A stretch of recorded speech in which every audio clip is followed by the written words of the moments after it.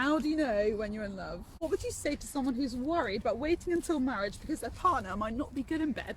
What effects do you think porn has on someone's love life 19 times a day? What do you think about those statistics? Hey dudes, how's it going? Welcome back to another video. This is Gary, he is our special guest today. Hello. And in today's video, I'm going to be quizzing Gary on all things love and romance. And these questions are particularly juicy, so you're in for a treat. So let's crack on with the first one. Okie dokie, let's do it. First of all, what is your relationship status? Been married for 26 years. I know, I don't look old enough. You said that very well. Look at me. And you're married to Helen? Helen, my wife, yes. Lovely Helen. Obviously married to my wife. That helps. There is a stereotype that women's hints are too subtle for men to notice them. Did you find it easy or difficult to pick up on when Helen may have been hinting or sending signals that she liked you? It was hard. Looking back on it, I think there were little things like she would obviously smile a lot when she was around me. She would want to talk quite a bit when she was around me. There's a certain look I think that girls give when they like a guy. It's kind of like, it's almost like a shy, coy kind of look, which I really like. Just the smiles, there might be the bit of shyness, a bit of silliness, and the fiddling with hair thing seems to be a thing as well. Most girls are very subtle. It's like, not look at me, I like you. It's kind of like, I like you. What effects do you think porn has on someone's love life? I don't think anything healthy in a relationship can come from the influence of porn. Porn is, well, for one, it's not real. It's not a real relationship that people are having. Most of the time, the actors have got perfect bodies. That's not how real life is. The actual filmed act of sex in porn is not how real sex is. There's not the excitement factor there. People are often not that satisfied afterwards. And another thing about porn, of course, it's just like there's no commitment in it. There's no, it's just a kind of, oh, I like you, I'm going to have sex with you, and then that's the end of the episode or whatever. I don't know. From my limited knowledge of porn, how can that have any positive effect on a real relationship? I just don't see how it can. What's good about being single? Oh, good about being single. See if I can remember. Don't rub it in, mate. The freedom of it. You can get to know yourself. You can get to know what you like. You can get to pursue passions and dreams, yeah, and go off and fly and just do them. If you get to know yourself and get to like yourself and get secure in who you are as an individual, then when you finally meet that person, and you think, right, this is the person for me, you have an awful lot to give. And you're very secure in who you are, so therefore they don't have to carry you in lots of areas because you're independent, yeah? Yep. And you can support them in ways that maybe you couldn't if you didn't spend a lot of time single. Is that Great right? answer. I'm very excited to hear about the answer for this one. Oh dear. A common belief is that men think about sex every 7 seconds, but research has found that it's actually more accurate to say men think about sex 19 times a day. What do you think about those statistics? That seems crazy to me, because no, for me, and I consider myself a hot-blooded male, no. And it's a bit worrying for females, those statistics like that. That gives a false impression of guys. This one is going off a very, very stereotypical subject. Okay. On the topic of lust, Okay. how much responsibility do girls have to dress modestly, Okay. and how much responsibility do guys have to control themselves? To control themselves. Obviously, physically, you can control yourself, yeah? Unless it's all up here, isn't it? It's all what's happening in your mind and what you're thinking. And actually, for a guy that's that's quite a hard thing to do. I must stop myself thinking this way. The Bible talks about renewing your mind, doesn't it? Have your mind renewed. I have prayed, seriously, I have prayed, God, turn that bit of my brain off. I don't. It's a problem. It's a thing that I carry around with me. Still do, you know. It's a bit deeper than just, you know, just stop that. Don't think like that. It's out of order. Most guys are pretty decent and they want to do the right thing by people that they meet. That being said, when, especially maybe in the summer months when things are hot and girls have more skin exposed, it is sometimes very difficult for us guys to keep our minds where we want our minds to be. But I do think a little slight bit of thought should go into, if I wear this, what is it gonna do inside any male's mind? Next question. Yeah. What do you think is the most attractive thing about Helen's character? I think the thing about it was that I saw things in her like that complemented me. In quite a lot of areas she wasn't the same as me, but she liked what she saw of me that complemented her, and I definitely liked what I saw of her that was slightly different. It works. How do you know when you're in love? The question we all want to know.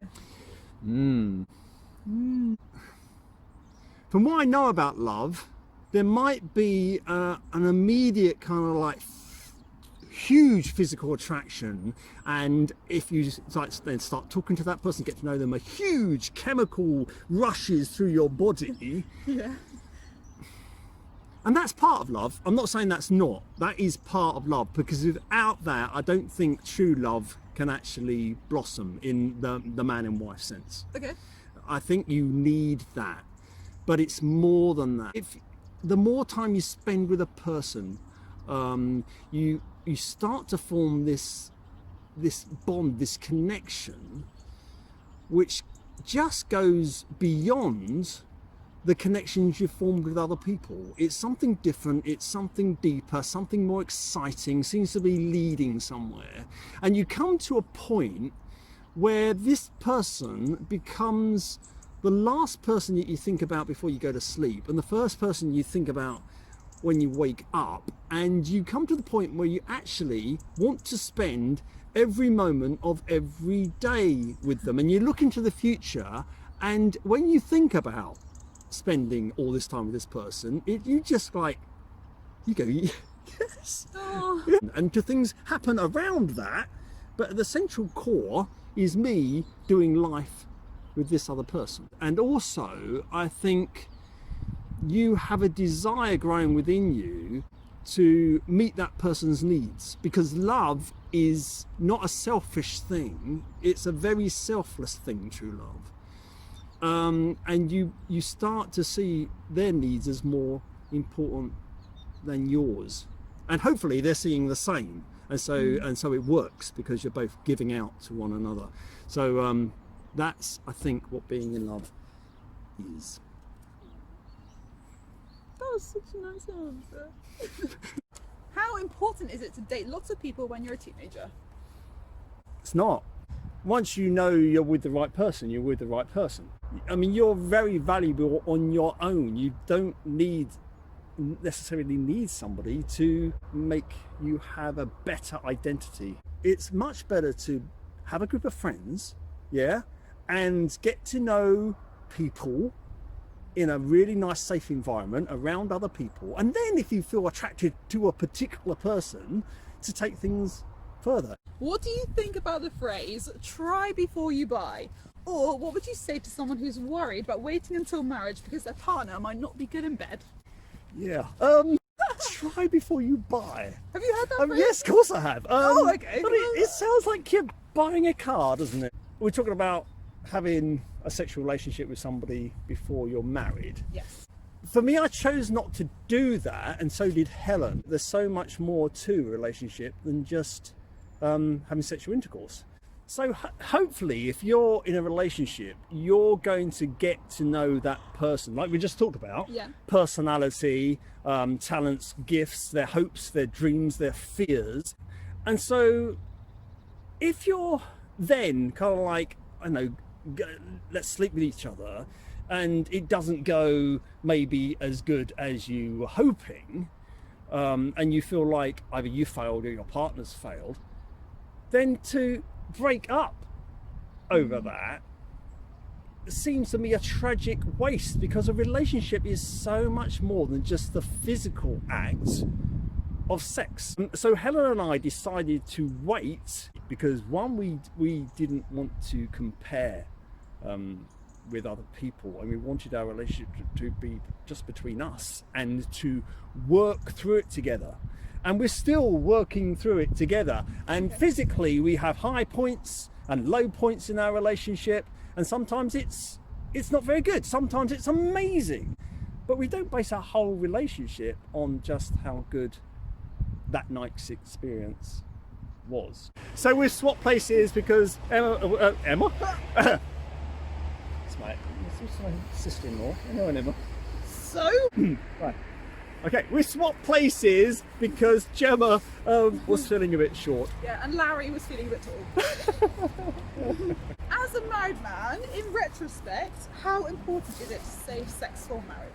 Ah, good question. Right. Well, funny thing is, Gemma, when Helen and I were engaged, a month before we got married, we had a telephone call to the office where we were working at the time. It was the TV people, and they were looking for people to film who were virgins and were saving sex for marriage. Okay, and they were wanting people to appear on the Vanessa show to talk about this on telly, so that was funny. Wow, so we okay. did save sex for marriage, and we did talk about it on telly. I think it's really important. The act of sex is the most intimate thing you can do with anybody. It's the most of yourself you can ever give to another person. You're basically giving your whole self. You're giving your mind, you're giving your emotions, you're giving your body, and everything is laid bare, literally, before this person.